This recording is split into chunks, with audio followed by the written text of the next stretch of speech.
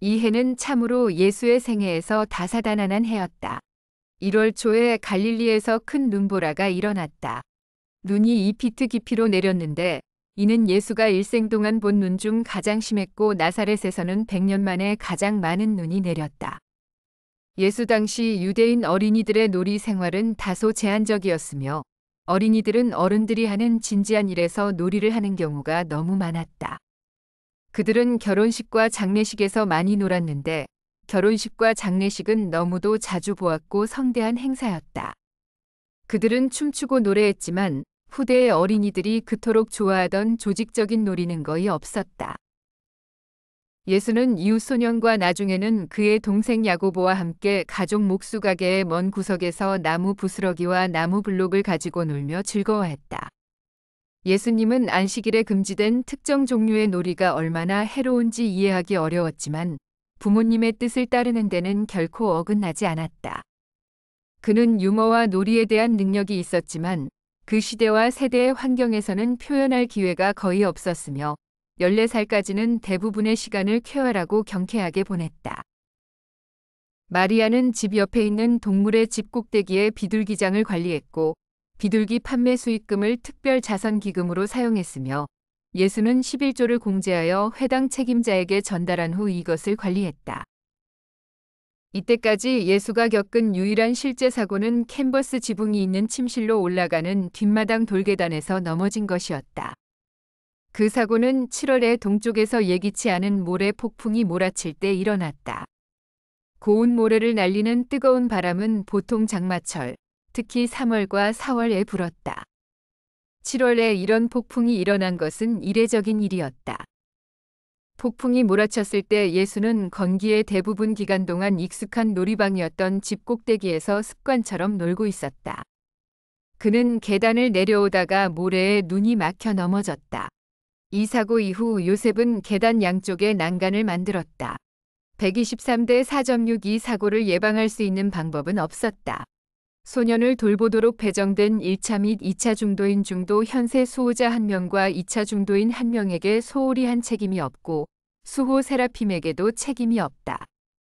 피할 수 없는 사고였다. 그러나 요셉이 엔도르에 없는 동안 발생한 이 작은 사고로 인해 마리아의 마음에는 큰 불안이 생겨났고 마리아는 몇 달 동안 현명하지 못하게도 예수를 자기 곁에 늘 가까이 두려고 노력했다. 물질적 사고, 즉 육체적 성격의 평범한 사건은 천상의 인격들이 임의로 간섭하지 않는다. 보통 상황에서는 오직 중도 창조자들만이 운명남녀의 인격을 보호하기 위해 물질적 조건에 개입할 수 있으며 특별한 상황에서도 이 존재들은 그들의 상급자들의 특정한 명령에 순종할 때만 그렇게 행동할 수 있다. 그리고 이것은 호기심 많고 모험심이 강한 이 젊은이에게 일어난 수많은 사소한 사고들 중 하나에 불과했다. 적극적인 소년의 평균적인 어린 시절과 청년 시절을 상상한다면 너희는 예수의 젊은 시절 경력을 상당히 잘 알 수 있을 것이며 그가 부모, 특히 그의 어머니에게 얼마나 많은 걱정을 끼쳤는지 짐작할 수 있을 것이다. 나사렛 가족의 넷째인 요셉은 서기 1세기 3월 16일 수요일 아침에 태어났다. 예수는 이제 7살이 되었는데 유대인 어린이들이 회당 학교에서 정규 교육을 시작해야 하는 나이였다. 따라서 그해 8월에 그는 나사렛에서 다사다난한 학교 생활을 시작했다. 이미 이 소녀는 아람어와 헬라어 두 가지 언어를 유창하게 읽고 쓰고 말할 수 있었다. 이제 그는 히브리어를 읽고 쓰고 말하는 법을 배워야 하는 과제를 안고 있었다.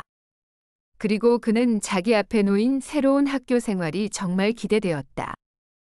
10살이 될 때까지 3년 동안 그는 나사렛 회당의 초등학교에 다녔다. 이 3년 동안 그는 히브리어로 기록된 율법서의 기초를 공부했다. 그 후 3년 동안 그는 상급학교에서 공부하며 신성한 율법의 더 깊은 가르침을 소리내어 반복하는 방법으로 기억에 남기려고 노력했다.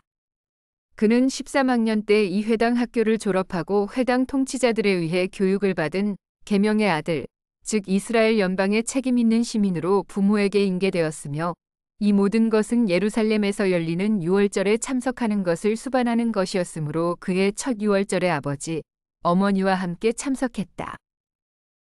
나사렛에서 학생들은 반원을 지어 마루에 앉았고 회당의 직원인 그들의 선생 카자는 그들을 마주보고 앉았다. 레위기로부터 시작하여 그들은 율법의 다른 책들과 선지서와 시편을 계속 공부했다. 나사렛 회당은 히브리 경전의 완전한 사본을 갖고 있었다. 12살까지는 단지 경전만을 공부했다. 여름에는 학교 시간이 무척 짧아졌다.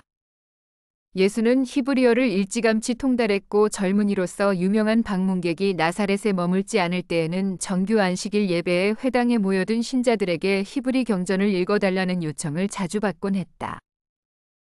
이 회당 학교에는 당연히 교과서가 없었다. 가르칠 때 카잔이 한 문장을 읽으면 학생들은 한 목소리로 따라서 읽곤 했다. 책으로 된 율법서가 있을 때에는 학생들은 큰 소리로 읽고 계속 반복함으로써 그 과정을 배웠다. 다음으로 예수는 좀 더 공식적인 학교 교육 외에도 여러 나라에서 온 사람들이 아버지의 수리점을 드나들면서 지구의 사방에서 온 인간 본성과 접촉하기 시작했다. 나이가 들면서 예수는 휴식과 영양 섭취를 위해 우물가에 머무는 캐러밴들과 자유롭게 어울렸다. 그리스어를 유창하게 구사했기 때문에 그는 대부분의 캐러밴 여행자 및 지휘자들과 대화하는 데 거의 어려움이 없었다. 나사렛은 캐러밴의 중간 기착지이자 여행의 교차로였고 이방인 인구가 많았으며 동시에 유대 전통 율법에 대한 자유로운 해석의 중심지로 널리 알려져 있었다. 갈릴리에서 유대인들은 유대에서보다 이방인들과 더 자유롭게 어울렸다. 그리고 갈릴리의 모든 도시 중에서 나사렛의 유대인들은 이방인과의 접촉으로 인한 오염에 대한 두려움에 근거한 사회적 제한을 가장 자유롭게 해석했다. 그리고 이러한 조건들은 예루살렘에서 나사렛에서 좋은 것이 나올 수 있겠는가? 라는 일반적인 인식을 낳았다. 예수는 주로 자신의 집에서 도덕적 훈련과 영적 교양을 쌓았다. 그는 차잔에서 지적 및 신학 교육의 대부분을 확보했다. 그러나 그의 진정한 교육, 즉 인생의 어려운 문제들과 씨름하는 실제 시험을 위한 정신과 마음의 장비는 동료들과 어울리면서 얻었다. 예수는 주로 자신의 집에서 도덕적 훈련과 영적 교양을 쌓았다. 그는 차잔에서 지적 및 신학 교육의 대부분을 확보했다. 그러나 그의 진정한 교육, 즉 인생의 어려운 문제들과 씨름하는 실제 시험을 위한 정신과 마음의 장비는 동료들과 어울리면서 얻었다. 젊은이와 노인, 유대인과 이방인을 막론하고 동료들과 친밀하게 어울리면서 예수는 인류를 알 수 있는 기회를 얻었다.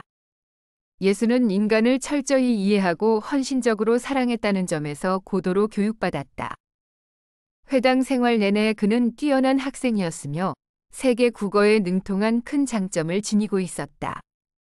나사렛 차자는 예수가 그의 학교 과정을 마쳤을 때 요셉에게 자신이 소년을 가르칠 수 있었던 것보다 예수의 탐구적인 질문에서 더 많은 것을 배웠다고 말하며 놀라워했다. 예수는 공부하는 동안 회당에서 정기적으로 행해지는 안식일 설교에서 많은 것을 배우고 큰 영감을 얻었다. 나사렛에서 안식일에 들르는 저명한 방문객들에게 회당에서 연설해 달라고 요청하는 것이 관례였다. 예수는 자라면서 전체 유대 세계의 많은 훌륭한 학자들이 자신의 견해를 설명하는 것을 들었고 나사렛 회당이 히브리 사상과 문화의 진보적이고 자유로운 중심지였기 때문에 정통 유대인이 아닌 사람들도 많았다. 7세에 학교에 입학할 때 당시 유대인들은 의무교육법을 막 시행하고 있었음. 학생들은 공부하는 동안 그들을 인도하는 일종의 황금률인 생일 본문을 선택하는 것이 관례였으며 13세가 되어 졸업할 때 종종 그 본문으로 연설하는 것이 관례였다. 예수가 선택한 본문은 이사야 선지자의 말씀이었다.